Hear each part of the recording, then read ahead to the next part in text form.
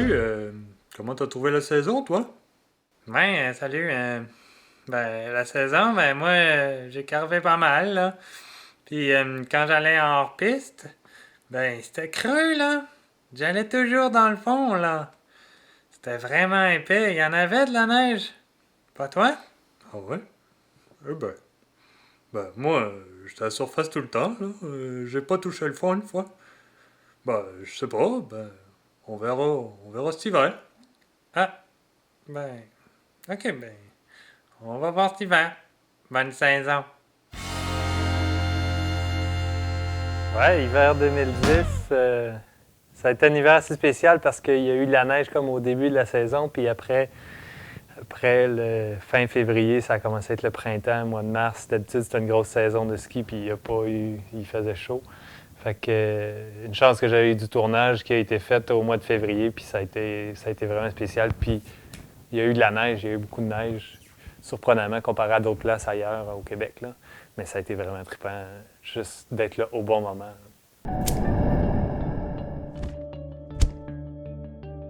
T'arrives à Murdoch, puis Guillaume, il te reçoit avec ses motoneiges, il te monte en haut, il te descend, il te monte en haut, tu fais plein de descentes. Puis il y a de la neige au bout.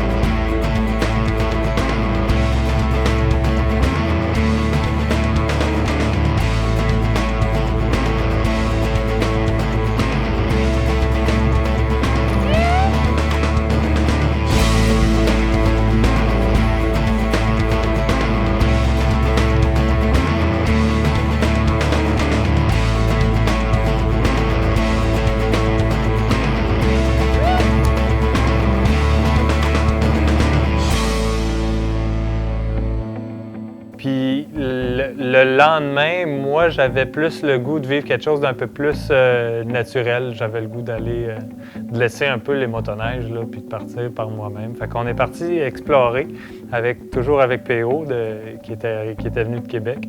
Puis lui, déjà, d'être là, il en revenait comme pas. Arrive à Murdoch, fait des tours de skidoo au bout, on skie dans de la neige comme il n'avait jamais skié de l'hiver. Là, déjà bien impressionné. Puis là, on part le lendemain, on décide d'aller monter en arrière du Porphyre, puis on se promenait. Puis là, on décide de chercher une place pour être abrité un peu du vent pour aller manger. Finalement, on était abrité du vent, puis on a trouvé un versant skiable là, qui était dégagé. Il y avait des lignes partout. Là. Puis de la neige, c'était vraiment, vraiment écœurant.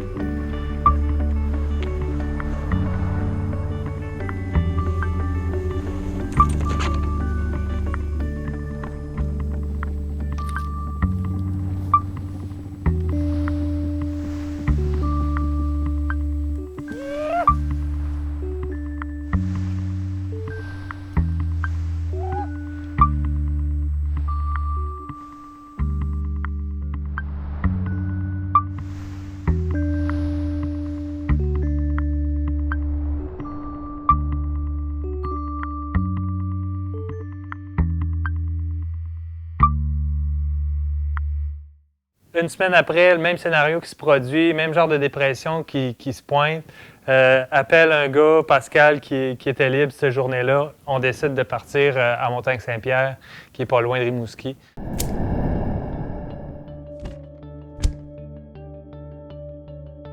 C'était vraiment quelque chose de particulier de skier dans ce terrain-là. Encore une fois, tu dis toujours, je suis le premier à passer là. Déjà, juste arrivé à cette place-là, les arbres, cette année-là, les arbres étaient vraiment penchés. Il y avait eu du verglas en début de saison. Ça avait couché les arbres. Puis là, la neige était tombée là-dessus.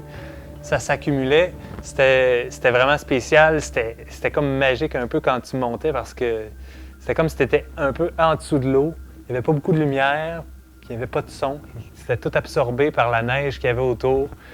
Puis tu te sens comme en dessous de l'eau, puis là tu montes, puis la forêt, c'est comme si c'était des grandes algues là, autour de toi. Là. C'est vraiment comme si tu entrais dans un monde spécial. Là. Juste d'être sur place, là, c'est quelque chose qui prend en dedans. Là. C'est vraiment spécial d'être là. A priori, ce serait quelque chose que je garderais secret parce que c'est très beau, puis c'est le fun de le garder pour soi, mais c'est tellement beau qu'on ne peut pas s'empêcher de partager ça avec la communauté des skieurs.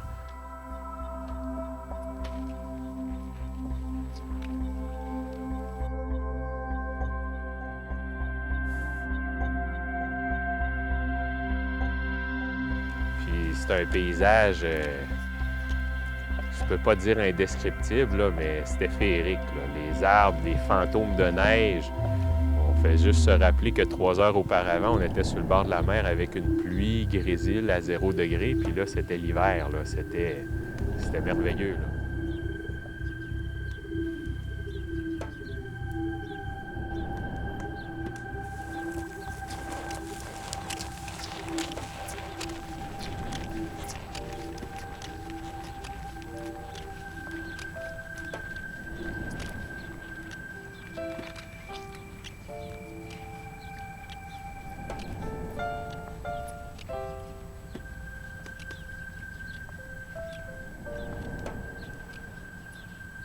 Chercher un endroit pour aller skier. Donc, on se promenait un peu à travers bois, on regardait la falaise, on regardait un peu si ça allait être un beau terrain, belle pente dégagée, des arbres un peu. La neige, bien, il y en avait, ça. De toute façon, on aurait skié n'importe où il y en avait, là.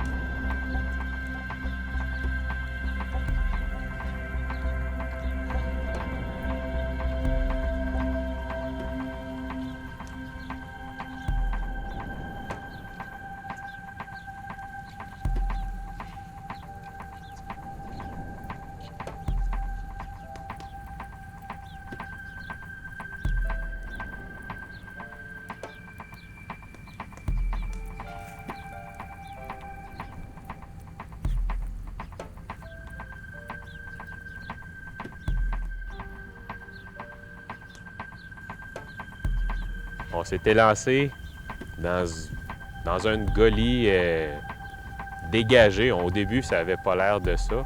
Mais après 2 virages, là, on a vu que le sentier s'ouvrait. Là, l'endroit où on avait décidé de descendre s'ouvrait vraiment bien.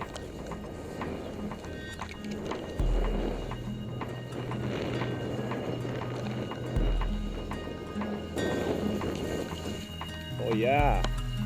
Oh yeah! Là, je t'ai pas pris beaucoup, là. Oh yeah, ça, c'est beau.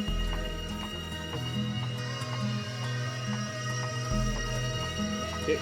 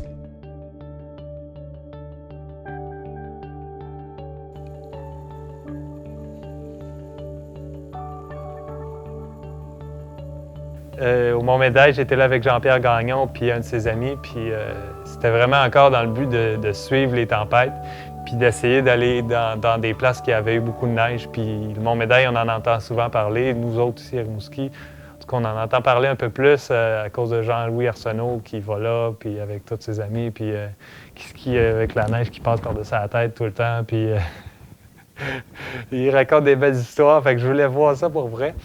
Puis en effet, il y avait pas mal de neige, puis c'est spécial. Tu arrives en haut, tu es devant comme une forêt, puis tu pénètres tranquillement dans la forêt, puis là, ça s'ouvre. Là, tu as des ouvertures qui s'ouvrent, puis des places pour skier sur à peu près 300 mètres de dénivelé. Là.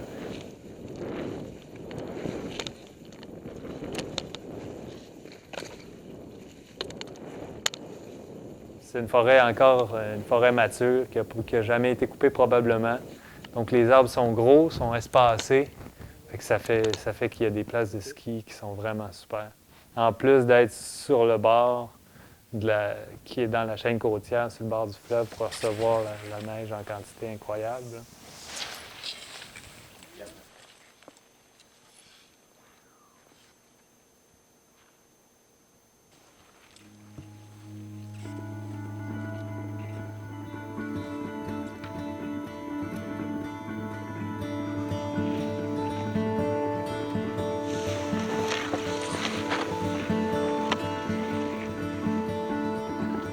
Seven days we leave the shore, so I will learn to love you more. Every day it multiplies, the tears fall down and down and down from our eyes, and the golden tide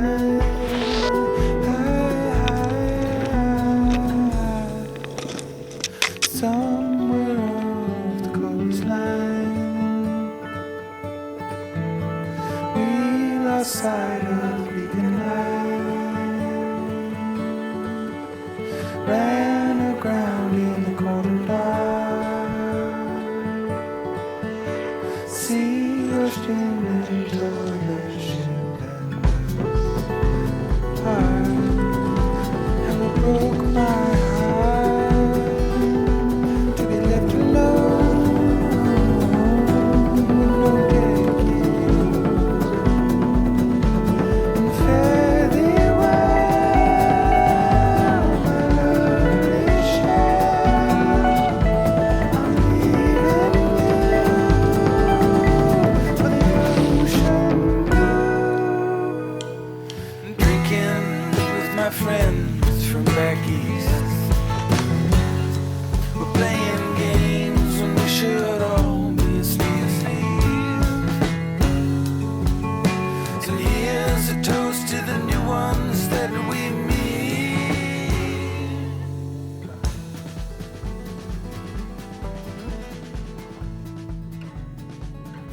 J'avais toujours en tête d'aller explorer le mont Nicole-Albert.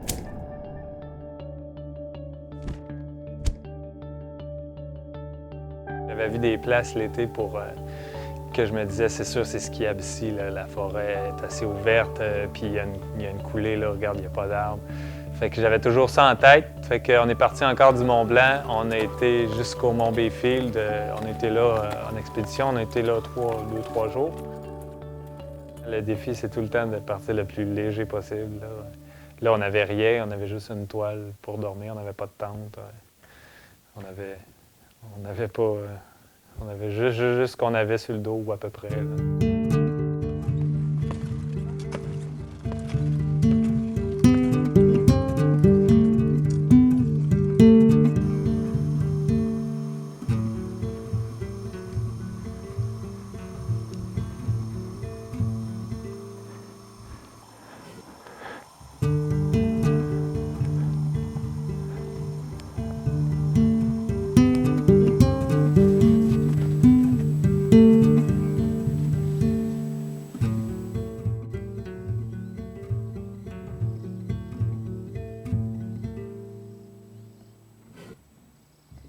C'était pratiquement le même chemin que j'avais fait l'année d'avant.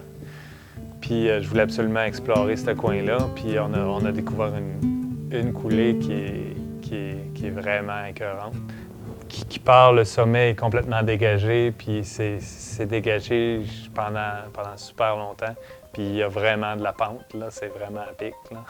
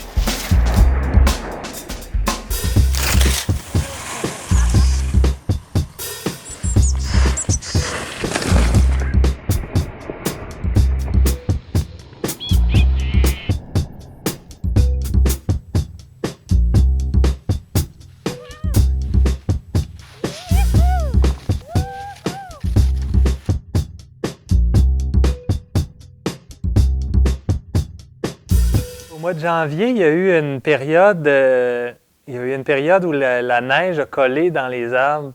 Je ne sais pas pour quelle raison, mais esthétiquement, c'était vraiment spécial. Puis Stéphane Gagnon de Ski Chic Choc m'a appelé pour aller filmer, puis ça valait vraiment la peine, là. Quand on skiait, c'était comme du ski nautique, là. Tu sens pas le fond, tu sens rien. Puis en plus de ça, les arbres qui sont couverts de neige partout, de haut en bas, là, c'est vraiment spécial, hein.